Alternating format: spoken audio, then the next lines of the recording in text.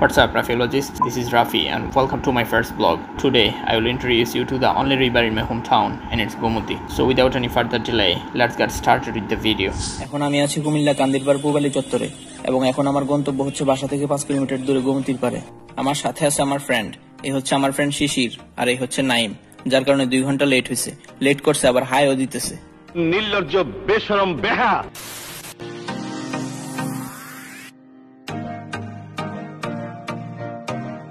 যাওয়ার পথে আপনার চোখে পড়বে সুপ্রশস্ত রাস্তা এবং বিশাল চর। মূলত রোস্টিং এর পাশাপাশি ব্লগিং এর ব্যাপারটা মাথায় ছিল অনেক আগে থেকেই, তাই প্রথম ব্লগ নিজের জেলাকে দিয়েই শুরু করলাম। চলে আসছি গোমতীর পারে and right now I'm here in Palpara Bridge.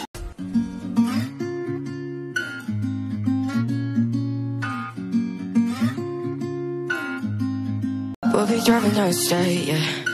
Looking around for the next crowd, yeah. Going our own way, trying to find a new route, yeah. এখন আমরা যাচ্ছি একটা কফি শপে। ওই দেখেন লেট করছে আবার আগে আগে চলে যেতেছে। লজ্জা লাগা দরকার। ওয়েলকাম টু মুক্তি কফি। এখানে আসার পরে 2 সহোদরের সাথে পরিচয় হয়েছে, যাদের একজনের নাম সুজন এবং আরেকজনের নাম রিপন।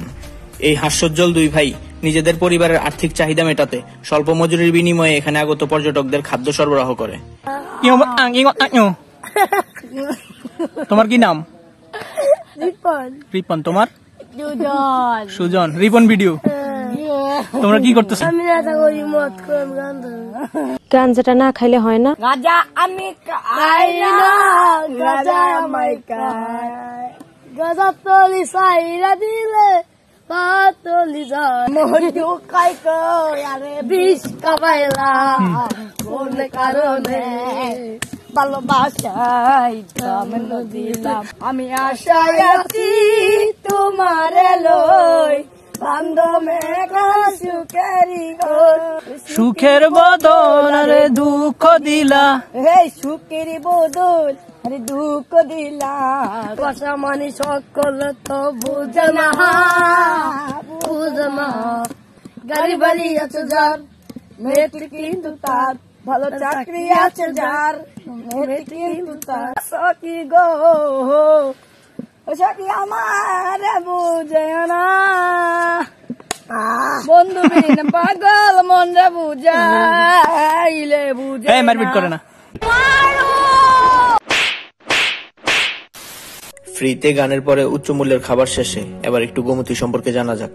বাংলাদেশের জোয়ার ভাটাহীন একমাত্র নদী হচ্ছে গোমতী। এই খরস্রোতা গোমতীকে একসময় কুমিল্লার দুঃখ বলা হতো, তবে কালের বিবর্তনে গোমতী এখন কুমিল্লার মানুষের জন্য আশীর্বাদ হয়ে দাঁড়িয়েছে।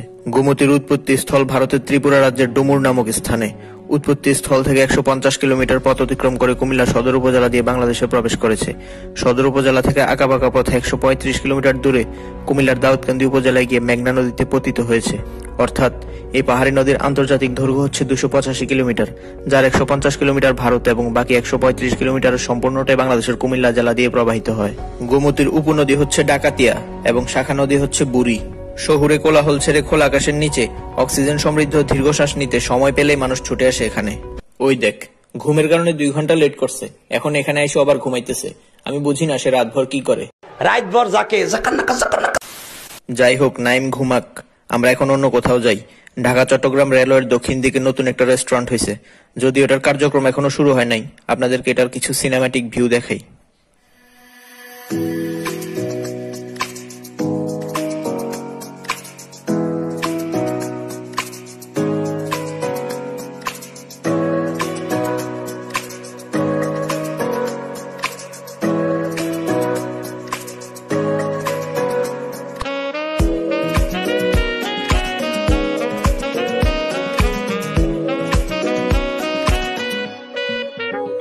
আমাদের ঘোরা শেষ হয়েছে আর সেও মাত্র ঘুম থেকে উঠছে।